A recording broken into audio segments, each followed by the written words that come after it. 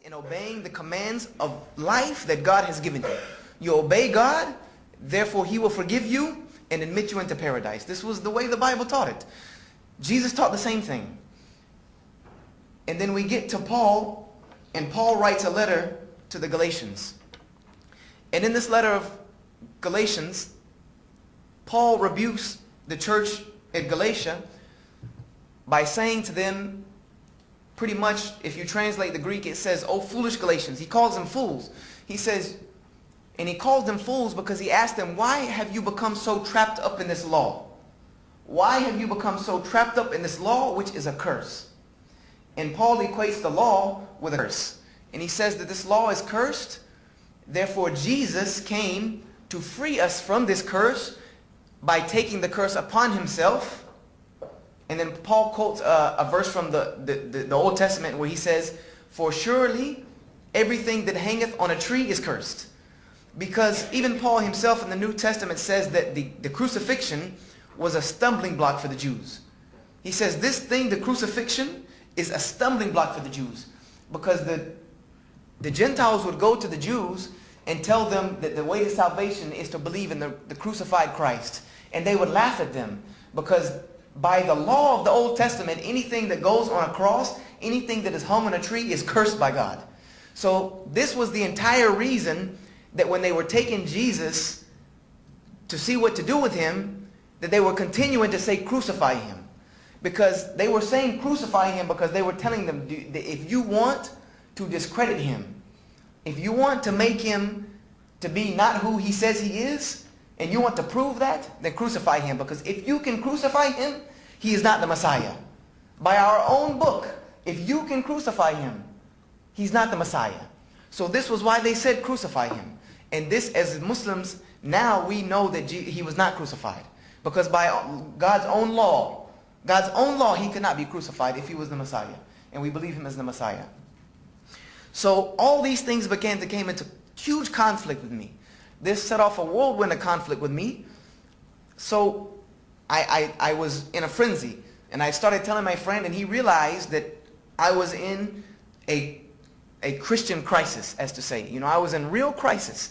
So he took me to back to the scholars at Bob Jones, and he also got me in touch with some Bible scholars at the Moody Institute in Chicago, which is one of the biggest evangelical schools in this country, the Moody Institute, which is where I plan to perhaps do my graduate studies after Bob Jones. And they came together and they had, you know, an intervention, as to say, you know, they tried putting, they began to think, because I started to believe that this book cannot be from God. It cannot be from God because there's too much in it that does not make sense. And then I also started to notice the contradictions of the texts. Started reading the text, I started to realize that not only there are contradictions in what the text says, which there are thousands of them, and for sake of time, there's no need to go through them. If you want to know them, there are many books out there that will show you them. Books written by non-Muslims, to say. Bart Ehrman, go to Barnes & Noble, ask for any book by Bart Ehrman, and there'll be plenty of them. He's the head of religion at UNC Chapel Hill, and also a very good friend of mine. He wrote a book called Misquoting Jesus, Who Changed the Bible and Why? The greatest evidence on Bible textual criticism that I've ever seen.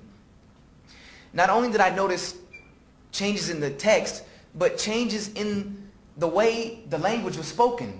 Because you can tell in Hebrew when God is speaking, because it is an extremely eloquent speech. A speech that is not like any type of human speech. You can tell the difference. And then you can see when it automatically changes to almost like slang. It changes to like uneducated speech. So, and it goes back and forth, and you can see this. Someone who knows language, they will see this. You can see this. It's like having a person standing up here with a PhD in English speaking and a fourth grader speaking. You can tell which one is which. Even if they were behind the screen and they wrote it on a piece of paper, you would tell which one is which. So they had a laying of hands session on me and everything to try to get these evil spirits that they said were in me out. And I ended up talking to one guy at Bob Jones University, and I don't want to give out his name because he will probably not be very happy with me saying that he is the person who wrecked my faith in Christianity. And he will not be very pleased if I were to give out his name and accredit that to him, because he's probably still a professor at Bob Jones. But he sat me down. He said, you know what, Brother Joshua? You're seeing all these things that are happening, mistakes, things that don't make sense, things that don't look right. And he said, you're going to see it, and you're going to continue to see it if you continue to read this book. He said, because this book was written by man's hands. And anything that has been touched by man's hands will have fingerprints still left on it. He said, so what happened was, when all these things you see wrong, is that somebody probably just made a mistake.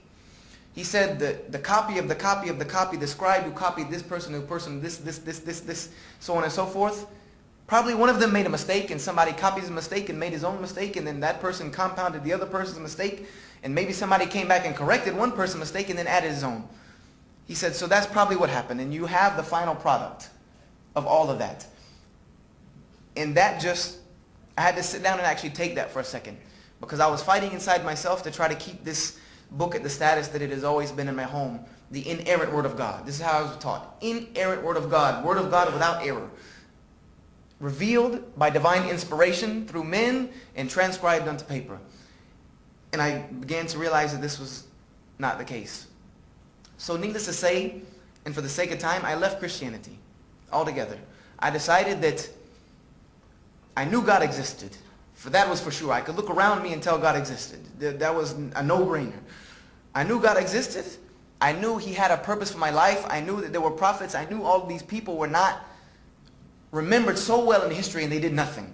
So I knew there was something behind all of this. I just wanted to find it. So I started studying every religion I could find. I went back to Judaism and studied Judaism, and I found the same thing that Jesus found. That there were parts of Judaism that was too tied up in the law, and they gave no room for spirituality. There was no room for spirituality left, because you just had to follow the law. You step this way, you step this way, you turn left, you turn right, that's it. And then there was other parts of Judaism that was so far gone in spirituality that the law was non-essential. So I knew there had to be a medium. I knew that God's true religion would be balanced, for sure, because life is balanced. In order for life to exist in harmony, it must be balanced.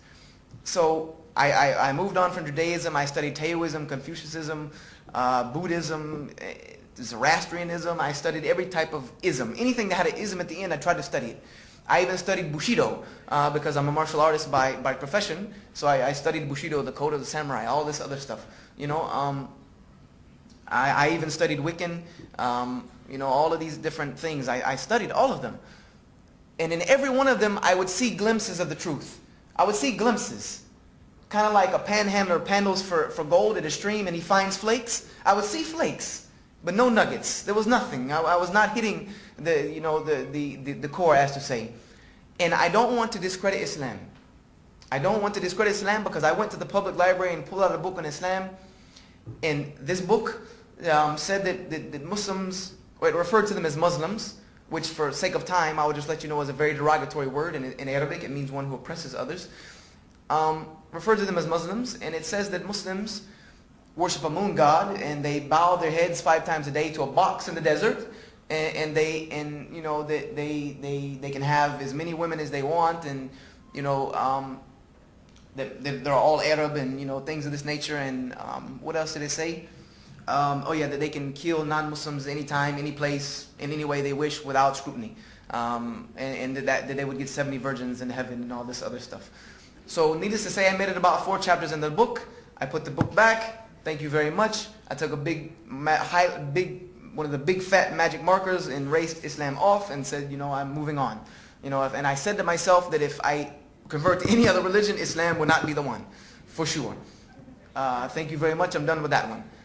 And so being 17 years old and having been searching for the truth for about 1.5 years, 2 good years, about 1.5 years, I'll give it good credit, about 1.5 years, really hard searching, I became very frustrated. I became very angry with God.